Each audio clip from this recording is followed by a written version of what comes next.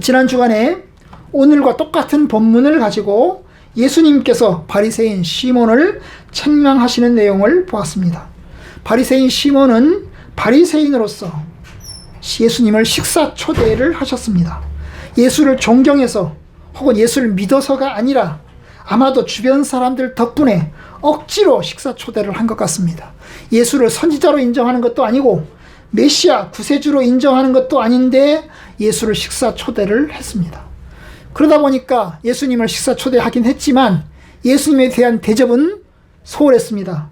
심지어 발 씻을 물도 안 갖다 주고, 오늘 본문의 표현대로 보면 교제에 악수를 하거나 그런 것도 하지 않았고, 그리고 발을 씻고 난 다음에 원래 바르게 되어 있는 감람류나 이런 것도 드리지 않았습니다.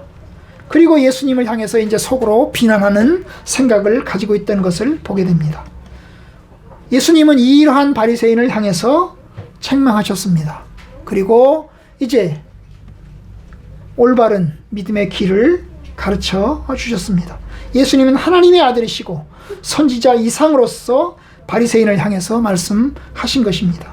오늘은 이제 똑같은 본문 가운데서 이제 한 여자 이야기를 다루고자 합니다. 우리가 지난 시간에 얼핏 보았지만 예수님은 한 여자의 대접을 받았습니다. 그리고 그 여자에게 오늘 말씀 보시면 죄를 용서하시는 것을, 그 죄 용서를 선언하시는 것을 보게 됩니다. 그래서 오늘 제목은 예수님 죄 많은 여인에게 죄 용서를 선언하시다, 이런 제목으로 이제 말씀을 나누고자 합니다. 오늘 이야기는 한 여자가 바리새인 시몬의 집에 찾아오는 것으로 시작이 됩니다. 그런데 그 여자는 보통 여자가 아니고 죄 있는 여자라고 그랬어요. 죄 있는 여자. 이 죄 있는 여자가 바리새인 집에 찾아왔습니다. 여러분, 이 죄 있는 여자라고 할 때 이 죄는 살인이나 강도를 이야기하는 게 아닙니다. 도둑질을 이야기하는 게 아닙니다. 여자에게 있어서 당시에 그 죄가 있다는 것은 이혼을 했다는 것이고, 혹은 남자 관계가 복잡하다는 것을 의미합니다. 혹은 이 사람의 직업이 창녀라고 하는 것을 의미합니다. 그래서 어떤 사람들은, 상당수의 사람들은 이 사람이 창녀 출신이 아니었겠느냐라고 생각을 합니다. 어쨌든 이 사람은 이제 성생활이 문란한, 남자 관계가 복잡한, 그래서 주변 사람들로부터는 욕을 먹는 좋지 않은 어떤 눈으로 바라봄을 입고 있는 그런 사람입니다. 그런데 이 여자가 이제 바리새인의 집에 찾아왔습니다. 이건 대단한 것입니다. 여러분, 죄가 있는 사람이 바리새인의 집에 찾아왔다는 것 자체가 대단한 용기가 필요하고 대단한 결단이 필요한 것입니다. 왜냐하면 여러분, 바리새인은 어떤 사람입니까? 율법적으로 깨끗하고 성결하고 순결한 사람입니다. 흠이 없는 사람입니다. 세상 말로 보면 죄 없이 깨끗한 사람입니다. 이 죄 없이 깨끗한 사람 집에 이 죄 많은 사람이, 그것도 여자가, 아녀자가 찾아간다는 것이 굉장한 용기가 필요한 것입니다. 그런데 그 여자가 찾아가서 뭘 했습니까?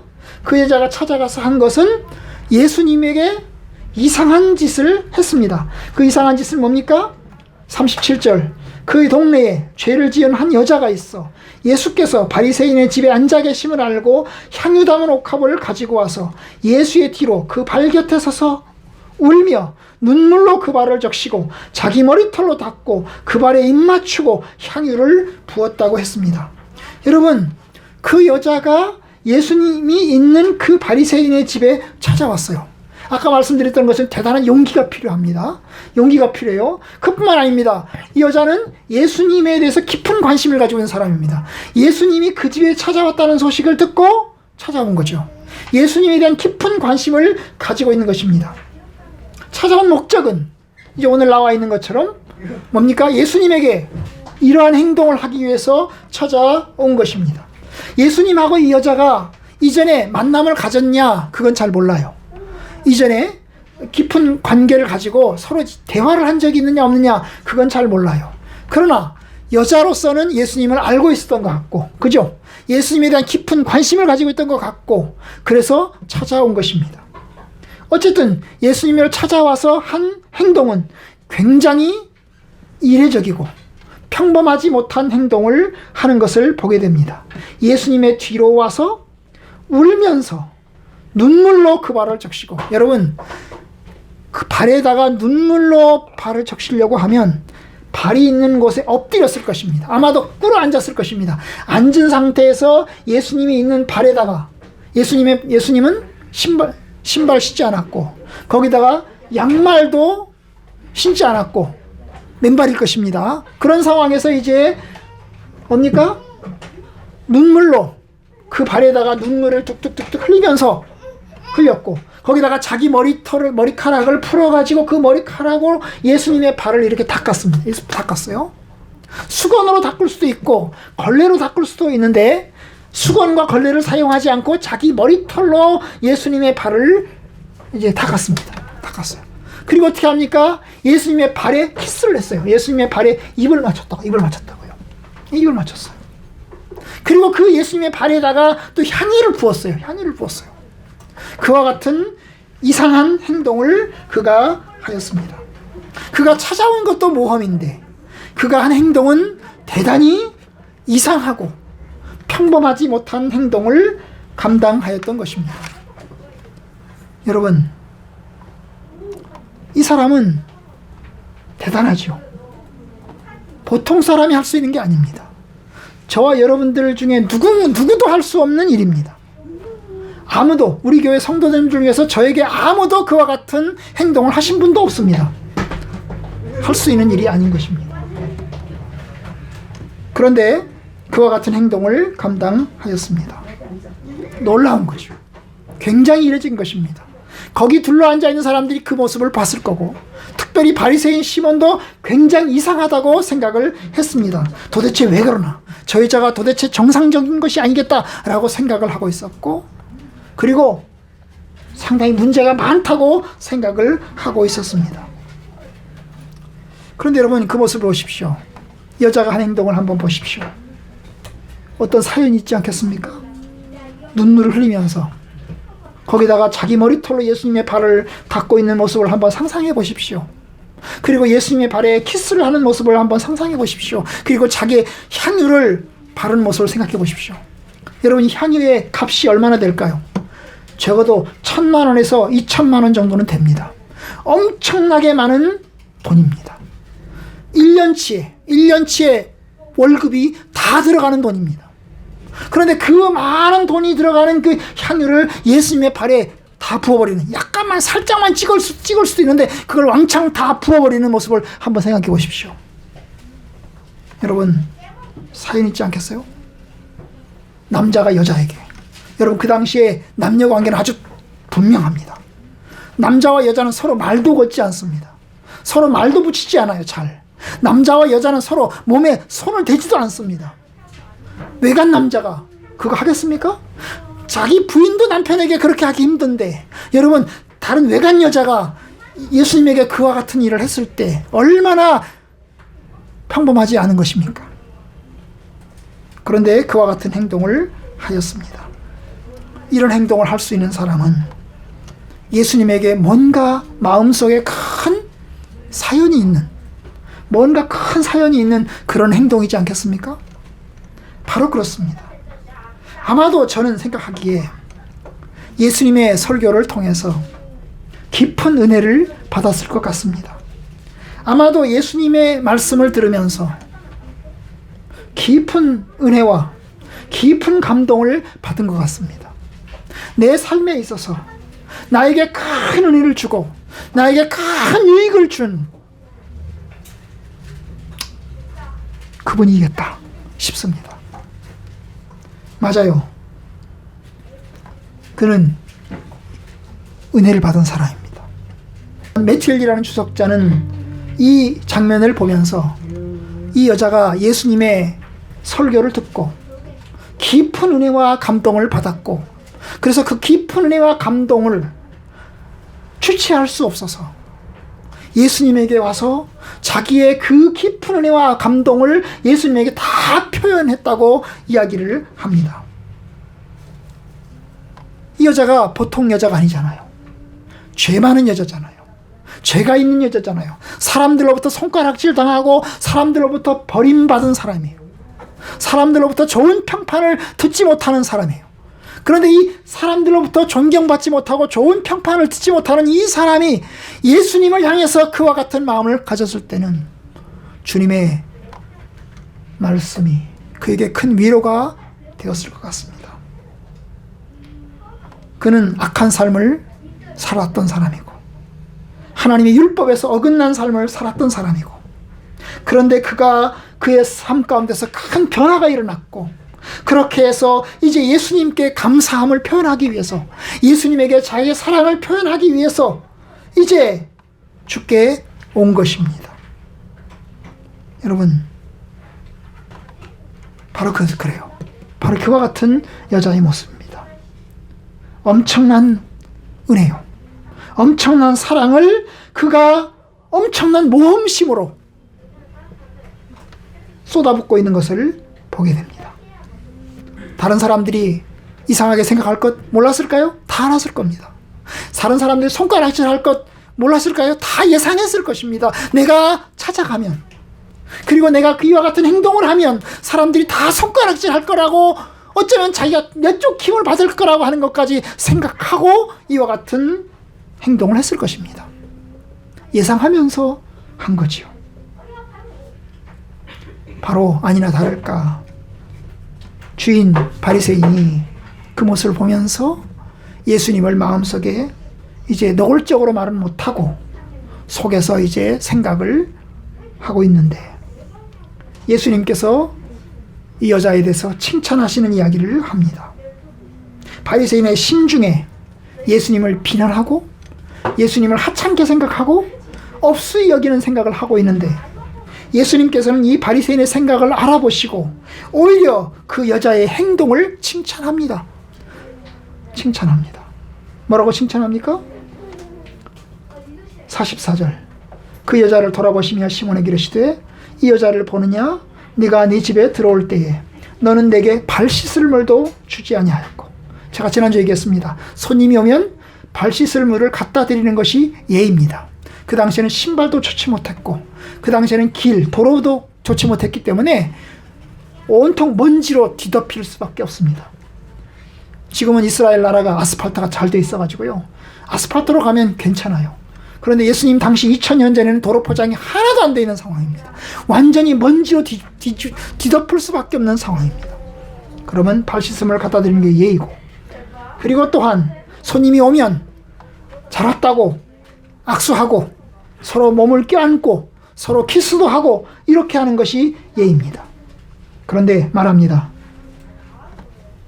너는 내게 발 씻을 물도 주지 아니하였으되 이 여자는 눈물로 내 발을 적시고 그의 머리털을 닦았으며 그 머리털로 닦았으며 너는 내게 입 맞추지 아니하였으되 너는 그는 내가 들어올 때부터 내 발에 입 맞추기를 그치지 아니하였고 46절 너는 내 머리에 감람류 아주 싸구려 같은 아주 값싼 감람류도 붓지 아니하였을 때 그는 아주 비싼 값진 향유를 내게 내 발에 부었느니라.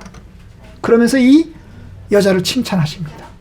집주인인 바리새인과 그리고 이 찾아온 여자를 비교하면서 이 여자를 아주 높이 칭찬하고 있는 것을 보게 됩니다. 그러면서 예수님 말씀하십니다. 그 이유가 뭔지를 아느냐? 47절 그러므로 내가 내게 말하노니 그의 많은 죄가 사하여졌도다. 이는 그의 사랑함이 많음이라. 사함을 받은 일이 적은 자는 적게 사랑하느니라. 반대로 사함을 받은 일이 많은 자는 많이 사랑하느니라. 이와 같은 이야기를 주께서 하십니다. 여러분, 그리고는 예수님에게 말씀하십니다. 48절 내 죄의 사함을 받았다. 여자에게 말씀하십니다. 내 죄의 사함을 받았다. 용서받았다. 엄청난 선언이죠. 그러자 거기 앉아있던 사람들이 손가락질합니다. 함께 앉은 자들이 속으로 말하되, 아마 바리새인들일 것입니다. 거기 앉은 사람들이 속으로 말하되 이가 누구이기에 죄도 용서하는가? 왜냐? 죄 용서는 오직 하나님만이 하시는데 도대체 이 사람이 누구란 말이냐? 이야기하는 거죠.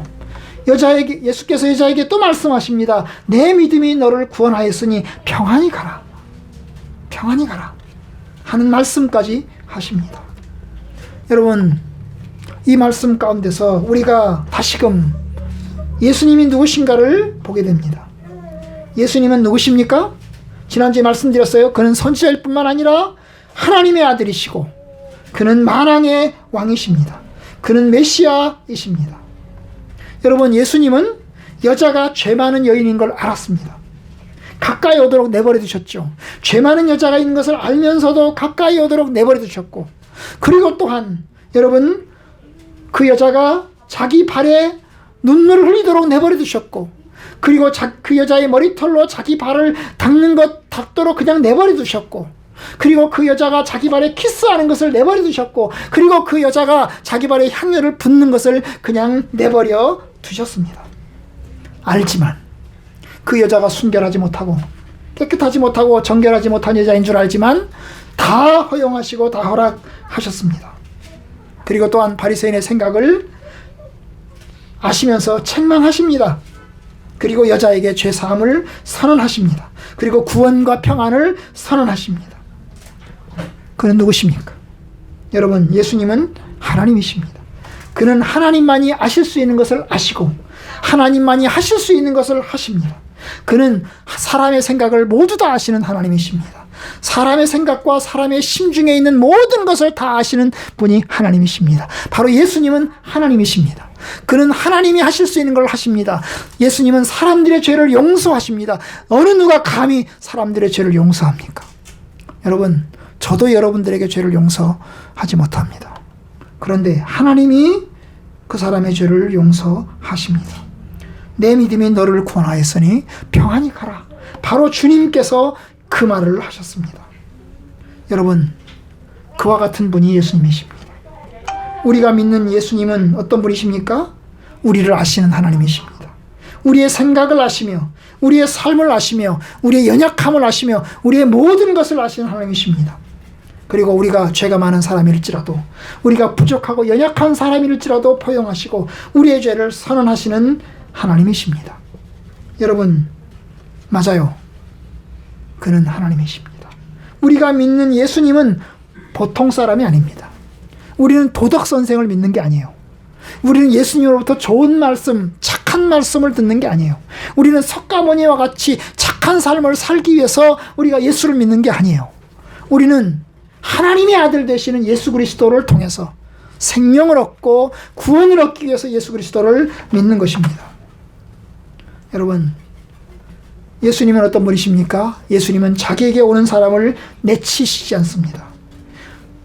인간적으로 부족하고 연약하다고 해서 괄시하거나 무시하거나 내치지 않으십니다.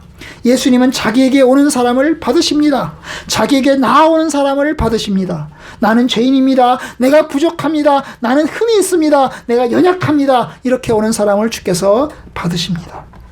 오히려 주님은 그와 같은 사람에게 더 마음이 가십니다. 건강한 사람에겐 의원이 쓸데없고 아픈 사람에게라야 의사가 필요하다. 나는 의인을 부르러 온 것이 아니고 죄인을 부르러 왔다 하신 말씀처럼 죄인을 부르기 위해서 오셨습니다. 여러분, 하나님은 우리 부모와 같습니다.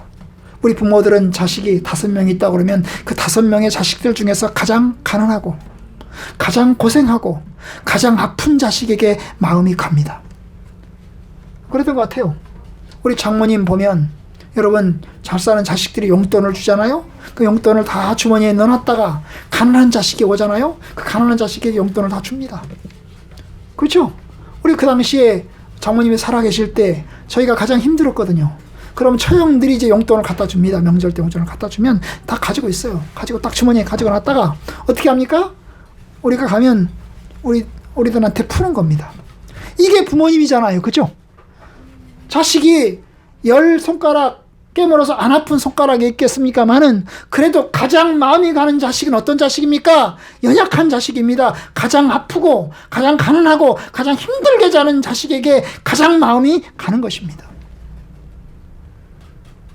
여러분, 누가복음 15장에 보면 탕자의 비유가 나오잖아요. 2 아들을 가지고 있는 아버지.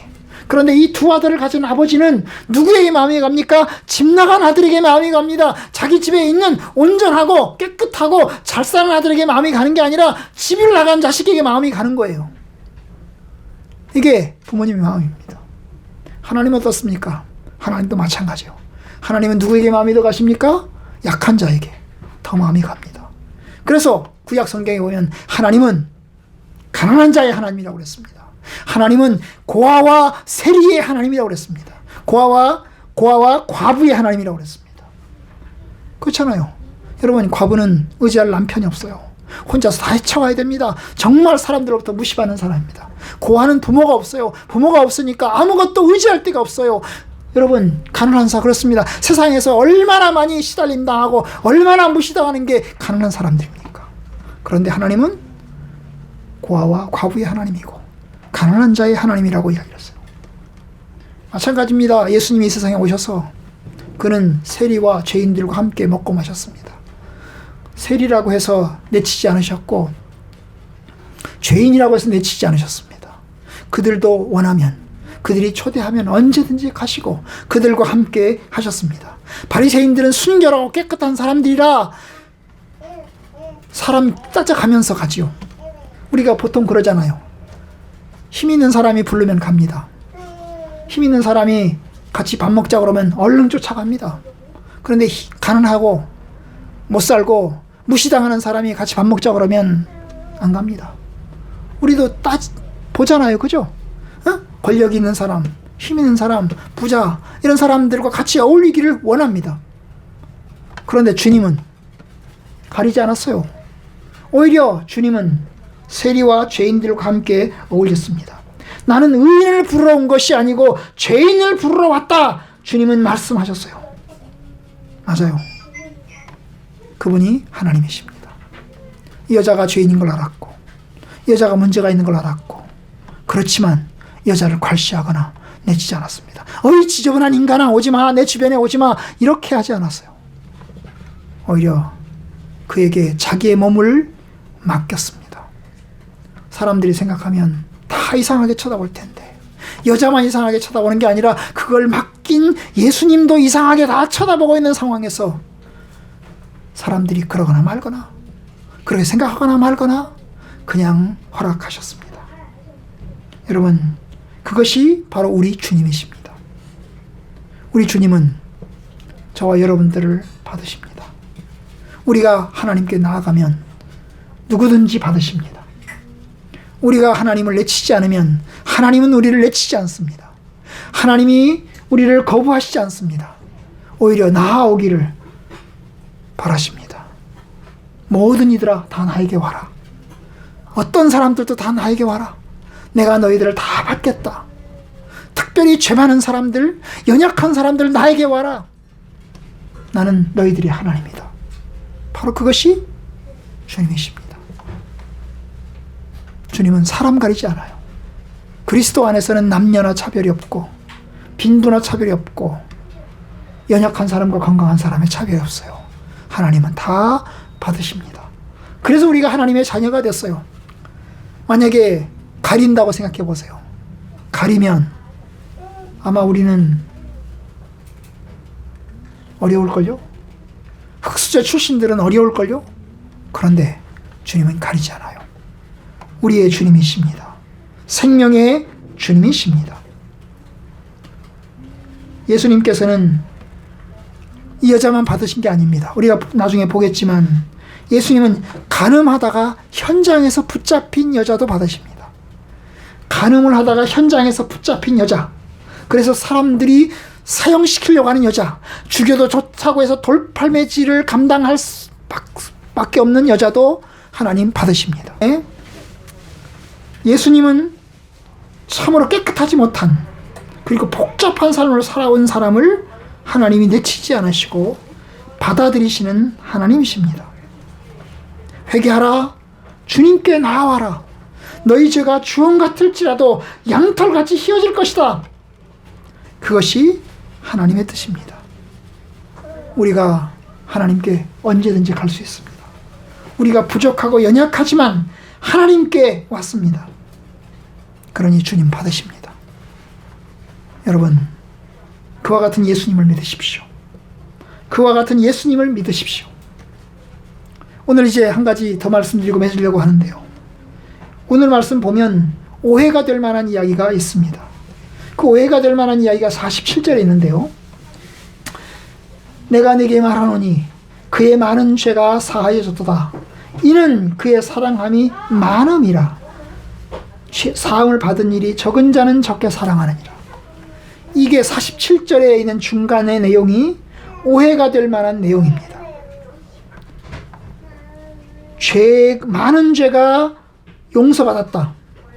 이는 그의 사랑함이 많음이라. 여러분, 용서가 먼저인가요? 사랑이 먼저인가요? 여자의 사랑이 먼저인가요? 용서가 먼저인가요? 순서를 보면, 오늘 이야기의 순서를 보면 여자가 먼저 예수님에게 와서 사랑을 표현했죠. 눈물로 그 발을 적시고 자기 머리털로 닦고 그리고 키스하고 향유를 부었습니다. 여자의 행동이 먼저죠. 여자 행동이 먼저예요. 그리고 나서 예수님 뭐라고 말씀하십니까? 48절, 내 죄의 사함을 받았느니라 그 말씀하셨어요. 여자에게 죄 용서를 선언하셨습니다. 여자의 죄 용서의 선언이 나중에 일어난 걸로 시간상으로 보면 그렇게 되어 있습니다. 그의 많은 죄가 사하여졌도다.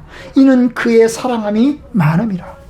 그럼 여자가 예수님에 대한 행동을 했기 때문에 예수님이 그 여자의 죄를 용서하셨나 하는 것입니다. 여러분, 이게 오해가 될 수 있는 여지가 있어요. 그럼 인간의 공덕이 먼저이고 하나님의 용서가 나중인가?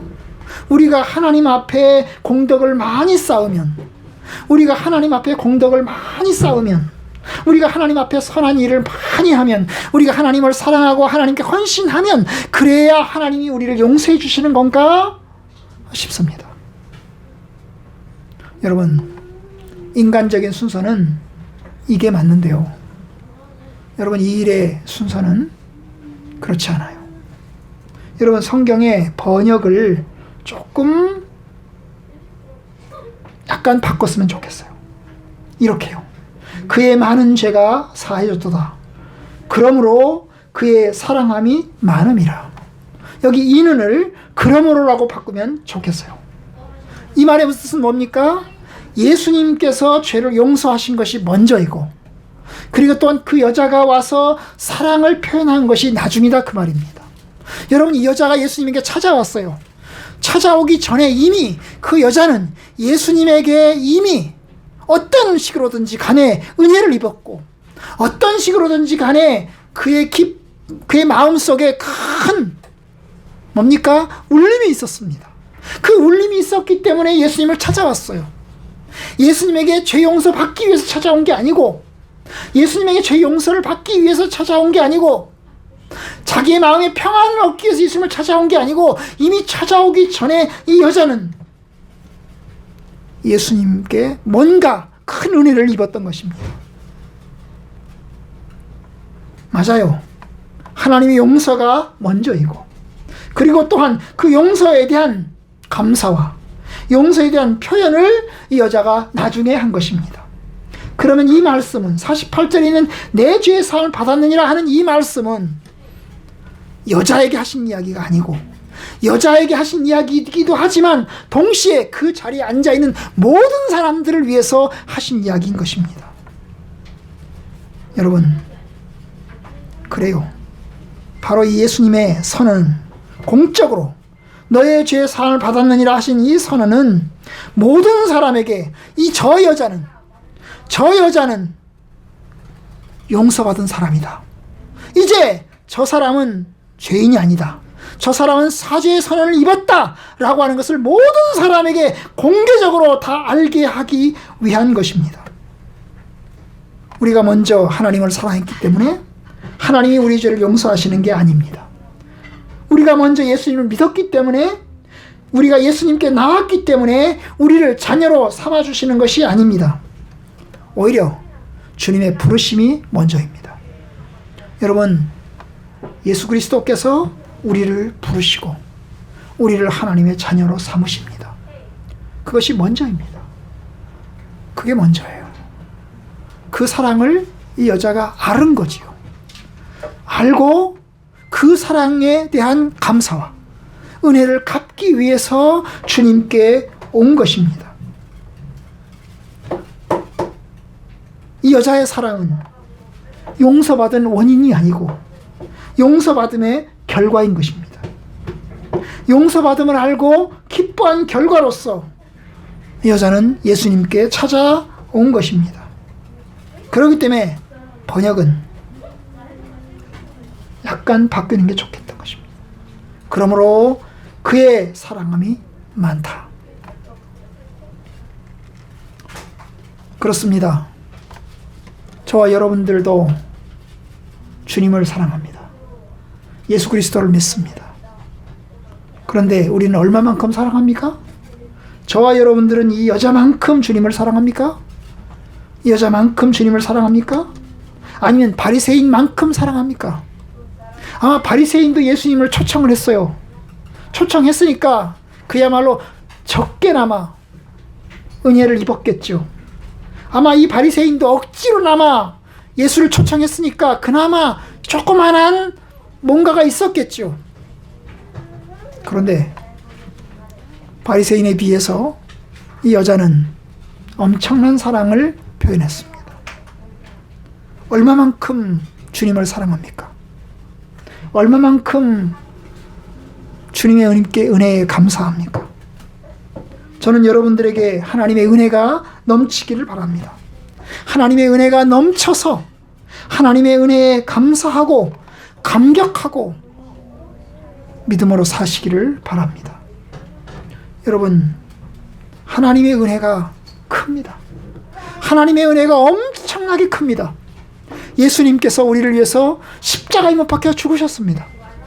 우리를 위해서 자신의 모든 것을 쏟으시면서 모든 것을 다 내어주셨습니다. 그는 죄가 없으신데 죄를 다 뒤집었습니다.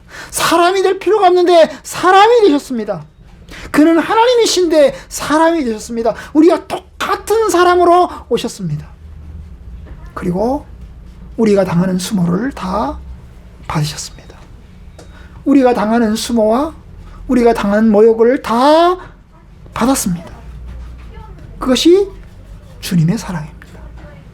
주님의 은혜입니다. 그는 특별하지 않습니다.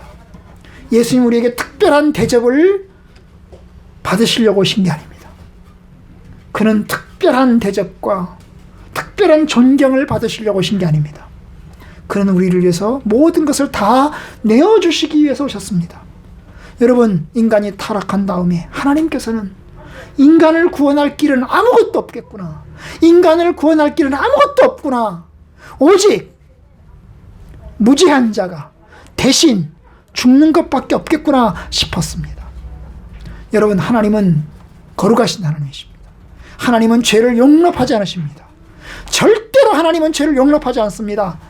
절대로 그냥 넘어가시는 일이 없는 분이십니다. 그런데 인간의 죄를 절대로 용납하지 않으시는 그 하나님께서 그 죄 많은 인간을 받아들이려면 어떻게 해야 됩니까? 받아들일 수 없는 엄격한 분이 받아들이려면 어떻게 해야 됩니까? 여러분, 세상 통치자는 자기의 죄에 대해서는 관대하고 남의 죄에 대해서는 엄격합니다. 그러나 하나님은 모든 면에 대해서 엄격합니다. 그 엄격하심이 예수 그리스도의 십자가로 나타난 것입니다. 내가 저 사람들을 구원하려면 이 방법밖에 없겠구나. 그래서 돼지 피가 아니고 송아지 피도 아니고 염소의 피도 아니고 오직 예수 그리스도의 피로 구원받아야 되겠구나. 오직 독생자의 피로 구원받아야 되겠구나. 그래서 예수님을 보내신 것입니다. 여러분, 예수님의 피로 구원함을 얻는 거죠. 예수님의 피로 구원함을 얻는 것입니다. 의로운 사람이 법을 하나 만들었어요. 법을 제정했습니다. 살인하면, 도둑질하면 눈가락 2개를 빼겠다. 눈가락 2개를 빼겠다. 그런데 잡고 보니까 자기 아들이 도둑질했어요. 자기 아들이 살인을 했어요. 어떻게 해야 됩니까? 여러분, 아들을 사랑하는 아버지는 봐줘야 되겠죠. 봐줘야 됩니다.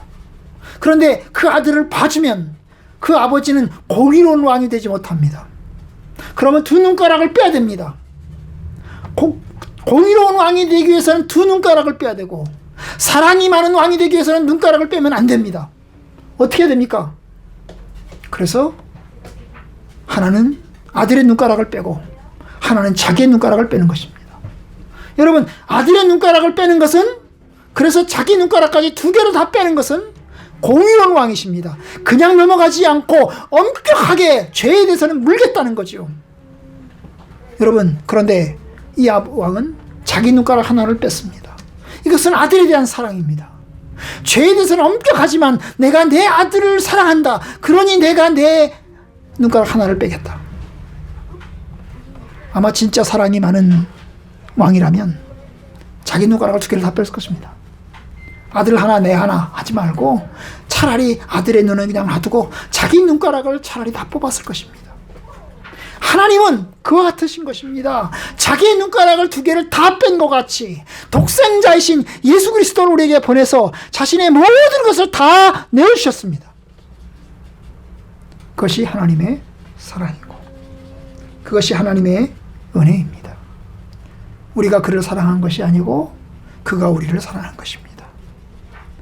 우리가 하나님을 알기 전에 하나님이 우리를 알았습니다. 우리가 하나님을 부르기 전에 하나님이 우리를 불렀습니다. 우리가 아버지라고 부르기 전에 이미 하나님은 우리를 자녀로 삼았습니다. 그래서 주의 은혜가 먼저인 것입니다. 우리가 하나님께 감사하는 것은, 우리가 주님께 사랑하는 것은 하나님의 은혜와 감사를 알기 때문입니다. 하나님의 사랑에 대해서 감격하고 또한 주의 은혜가 넘치는 것을 우리가 알기 때문에 주님께 감사합니다. 이 여자의 마음이 그런 것입니다. 여자가 찾아와서 이렇게 표현한 것은 그가 받은 은혜가 크고 그가 받은 사랑이 커서 그 사랑을 주님께 표현한 것입니다. 여러분의 사랑은 어디 있습니까? 여러분의 감사는 어디 있습니까? 부디 여러분의 삶 가운데서 참으로 주님의 은혜에 감사하고 또 고마워하면서 사시기를 바랍니다. 비록 우리에게 고난이 있고 십자가의 삶이 있지만 참으로 주님이 우리를 받으셨으니 주님의 은혜에 감사하면서 믿음 생활 감당해 나가시기를 바랍니다. 우리가 어떤 상황에서든지 주님을 감사하고 버립니다. 온전히 주님을 사랑합니다. 어떤 믿음의 교부가 있었습니다. 그런데 이 교부는 예수의 십자가 앞에 이제 침을 뱉고 그리고 그 십자가를 위로 걸어가면 살려주겠다고 그랬어요. 그런데 그 사람이 얘기를 했어요. 주님이 내게 침을 뱉지 않으시고 주님이 나를 내치지 않으시니 내가 어떻게 그분을 내치겠습니까? 나는 그분을 내칠 수 없습니다. 그래가지고 그는 그 십자가의 길에 본인도 서서 그 십자가의 고난의 길에 같이 참여합니다. 그게 폴리가유입니다. 여러분, 저와 여러분들도 그와 같은 삶 있어야 되겠습니다. 하나님의 은혜에 감사하고 또 주님께 고마운 마음으로 여러분들이 성탄절을 기다립시다. 주님이 우리를 사랑하시고 우리를 위해서 자기실을 내주시기 위해서 오신 그 성탄절의 기간들을 우리가 묵상하면서 참으로 감사합니다. 오직 주의 은혜입니다. 이렇게 돌아보시는 저와 여러분들 되시기를 주님의 이름으로 축원합니다. 아멘. 하나님의 은혜가 여러분들 가운데 넘치기를 바랍니다. 아멘.